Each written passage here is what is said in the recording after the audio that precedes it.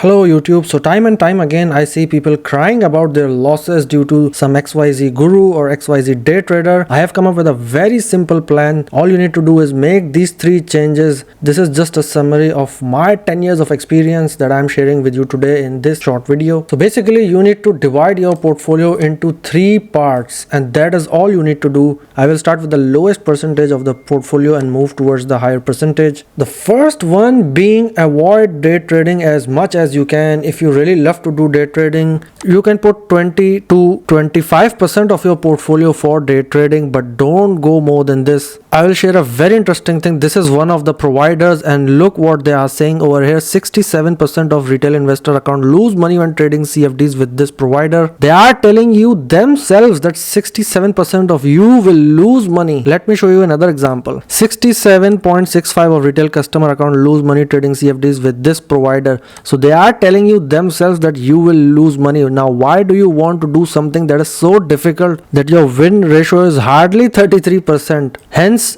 don't put more than 20-25% of your portfolio into day trading. Use that to learn the concepts and maybe make some small money that you can use for your personal hobbies or stuff like that, but don't go over this. Next part of your portfolio should again be 20 to 25% in liquid cash. Why? Sometimes we are presented with amazing opportunities. For example, this is the Tesla chart on the daily. Look at the huge drop we saw over here. RSI went to 15. We hardly saw 15 RSI on the daily on the Tesla stock. So this was an amazing time to add more funds into your long-term portfolio. This is where we can employ the 20 to 25%, taking advantage of these amazing opportunities. Same with Apple stock. We saw some nice drops recently also. Look at this, Apple at $125. The daily RSI going just below 30. So yes, these are the type of opportunities you need to grab, and that is where we will use the 20 to 25% of the portfolio to add great companies, great investments, great stocks into our portfolio. So these two together make up 50% of what your portfolio should be looking like. Now for the third part, where 50 to 70% of your portfolio should be sitting. This is pure DCA regardless of what the market is doing. Keep buying every month, and the advantages of this strategy is actually huge. Let's go back 5 years and see where Tesla was. $20, so all-time high was around $400,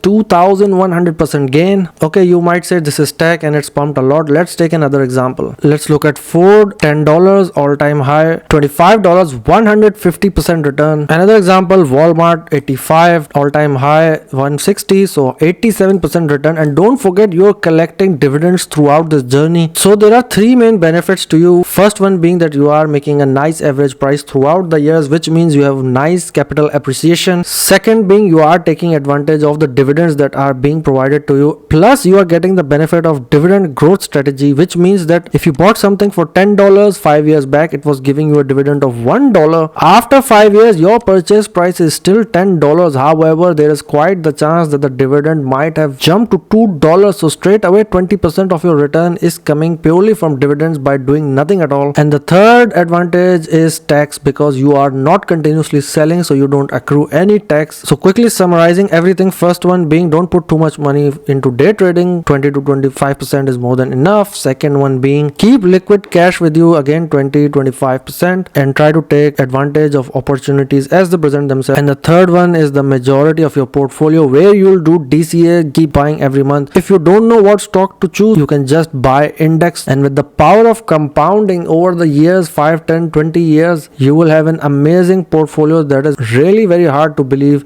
Biggest example of this is Warren Buffett himself. So I would rather listen to what Warren Buffett has done than listening to these fake gurus that you see online that are just creating content for the sake of it. They are more interested in the views rather than looking after your interests. So let me know in the comments, what do you think about this strategy? Do you think it will work, or do you think it's too slow? Also share with us what is the current strategy that you are using today. If you find this video helpful, don't forget to subscribe, like and share. Hit the bell notification so you are notified whenever we upload a new video. Now for the bonus tip, whenever you are confused whether you should buy now or sell now, always go over to the fear and greed index. If you see greed or extreme greed in the market, that's not the time to buy, and if you see extreme fear in the market, that is the time to buy. So this is a nice metric you can use to guide yourself. And once again, would like to remind everyone, look at the volatility in the market every day. If you are planning to do active day trading, please consider using proper risk management, or else you'll blow up your account. Thank you for watching.